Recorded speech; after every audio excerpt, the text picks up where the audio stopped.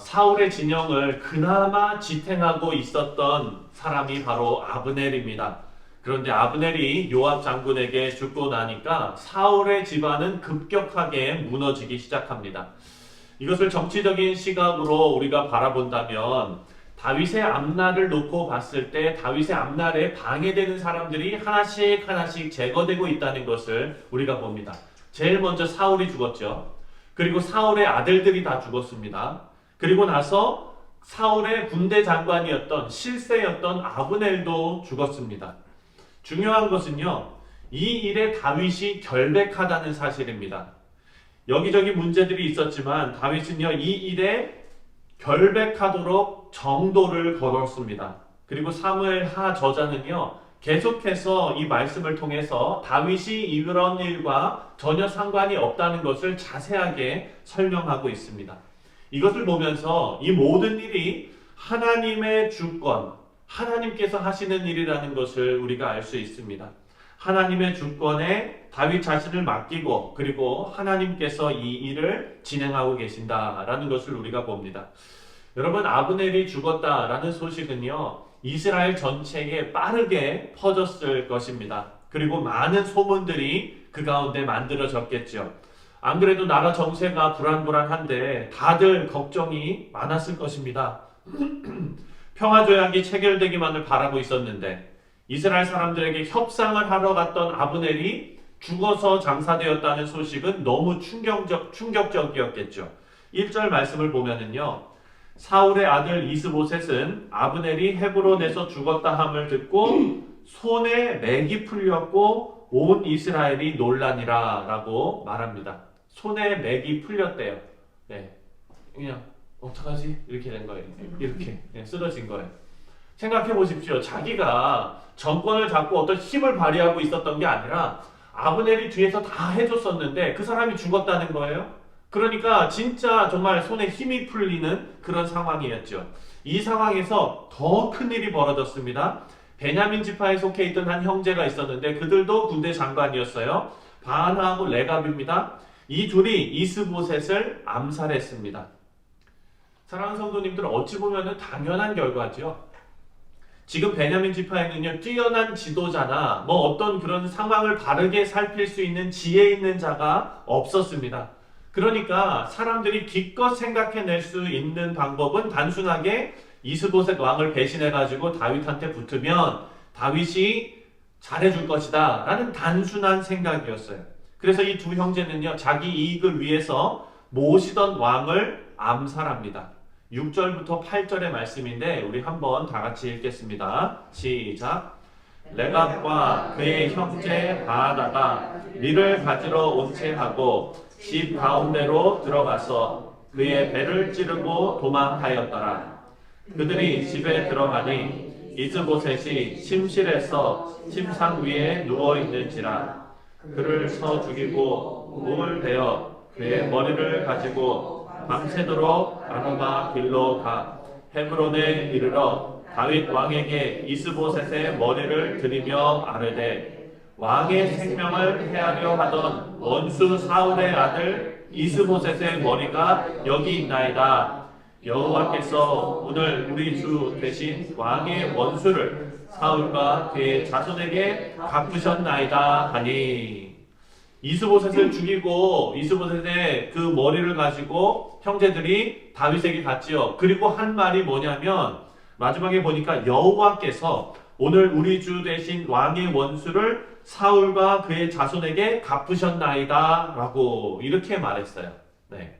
사랑하는 성도님들, 우리가 신앙생활 하면서요, 참 조심해야 될 부분이 있습니다. 믿는 사람들도 마찬가지고요. 그리고 특히나 목회자들도 이 부분에 있어서는 참 조심해야 됩니다.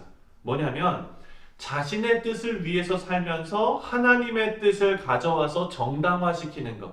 이것은 우리가 인생 살아가면서 정말로 우리 자신을 말씀의 거울로 비춰보면서 계속해서 우리 자신을 되돌아봐야 되는 그런 일입니다. 하나님께서는 우리의 중심을 아시거든요. 그것은 다윗이 그것을 모를 리가 없지요. 12절을 보면은요, 당장 그들을 죽이도록 명령을 하고 있습니다. 이 사람들은 지금 자기의 이익을 위해서 자기가 모시던 왕을 배신하고 죽이고 목을 가져온 거예요. 그런데 가지고 와서 다윗에게 하는 얘기는 뭐냐? 여호와 하나님께서 왕에게 이 나라를 드리기 위해서 이 원수를 다 갚으셨습니다. 이렇게 말하는 거예요. 사울 왕이 죽었다고 거짓말하면서 왕관하고 팔찌 가지고 왔던 아말렉 소년 있죠. 우리가 기억합니다. 다윗은요, 이들을 용서하지 않고 처형했습니다. 이 형제도 마찬가지로 다윗이 용서하지 않고 처형하면서 이 다윗은요, 정도를 걷고 그리고 하나님의 말씀, 하나님께서 어떻게 보실까를 먼저 생각했던 그런 왕이었습니다. 그리고 동시에 지금 다윗 왕은요, 이 행동으로 이스라엘 모든 백성들에게 메시지를 전하고 있는 겁니다. 어떤 메시지냐면 가장 먼저 이스보셋이나 사울의 집안을 나는 원수로 생각하지 않는다라는 메시지입니다.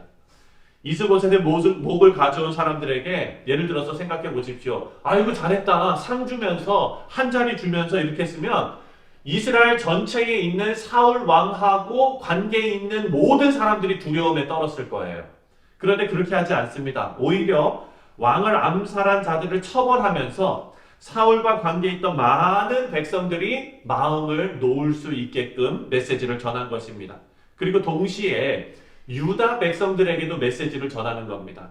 이스라엘 전체에 경고의 메시지를 보내는데 바로 이것입니다. 사랑하는 성도님들, 권력을 가지고 있던 자가 권력을 잃고 나면 그냥 평민으로 돌아간다면 이 사람은 어떻게 되냐면 모든 평민들의 공격의 대상이 되는 거예요.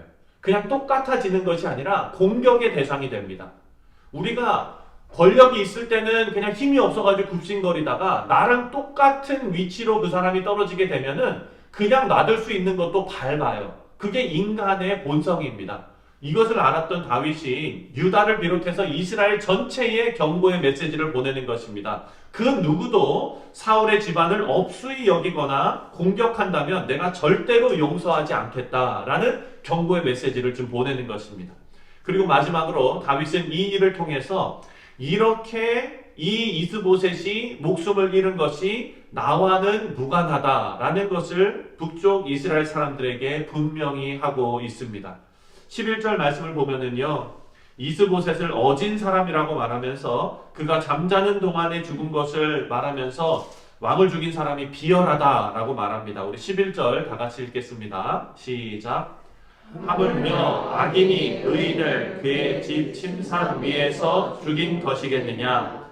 그런즉 내가 악인의 피 흘린 죄를 너희에게 갚아서 너희를 이 땅에서 없이 하지 아니하겠느냐 하고, 다윗의 이런 행동이요, 북쪽 이스라엘 사람들에게는 큰 위로가 되었습니다.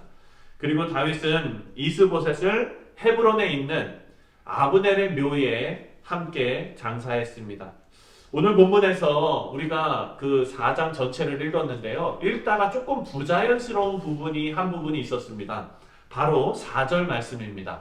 4절을 다 같이 한번 읽겠습니다. 시작. 사울의 아들 요나단에게 다리 저는 아들 하나가 있었으니 이름은 무비보셋이라.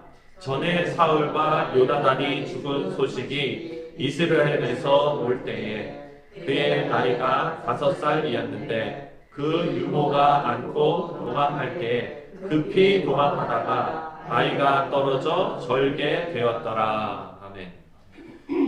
4장 전체를 쭉 읽다 보면은요, 지금 그 이스보셋이 암살당하는 그 내용이 지금 쭉 나오고 있는 거거든요. 근데 뜬금없이 4절에 무비보셋의 이야기가 지금 끼어져 있습니다. 아버지 요나단이 길보아 전투에서 죽었을 때 무비보셋이 5살이었대요. 그런데 요나단이 죽었다는 소식을 듣고 다 같이 황급하게 도망가다가 이 5살 애를 떨어뜨려서 장애가 생긴 그런 아들입니다. 이런 장애가 생긴 무비보셋은요, 그 사울의 집안에서 그 누구보다도 자비가 필요한 그런 사람이지요. 앞으로 우리가 묵상하겠지만 다윗은 이 무비보셋에게 자비를 베풉니다. 오늘 우리가 이 말씀을 쭉 묵상하면서 정도를 걸으면서 공의를 행하고 자비를 베푸는 삶이 많은 사람들에게 위로와 평안을 주게 되었다는 것을 우리가 보게 되었습니다. 우리가 주님을 닮는다는 것, 그리고 주님의 발자취를 따른다는 것은 우리만 좋은 일이 아닙니다. 이것은요, 우리와 함께하는 많은 사람들에게 유익이 가게 되어 있습니다. 오늘 하루 여러분들이 이제 이 추운 날씨에 하루를 또 이제 살게 되십니다. 집에서도 여러분 가정생활도 하시고 또 직장에서 일을 하시게 될 거예요. 그런데 여러분, 이 하루가 많은 사람들에게 휩쓸려서 살아가는 그런 하루가 되지 않기를 바랍니다. 하나님의 말씀과 하나님의 뜻을 다윗처럼 마음의 중심에 두고, 그리고 우리가 해야 할 일은 공의와 자비를 베푸는 사람들입니다. 이렇게 살아갈 때 우리에게만 유익이 있는 것이 아니라 우리가 접하고 있는 많은 사람들에게 하나님의 자비가 흘러가서 그들에게도 유익이 되고 위로가 될 줄 믿습니다. 사랑하는 성도님들, 오늘 그런 복된 하루가 되시기를 다시 한번 주님의 이름으로 축원드립니다.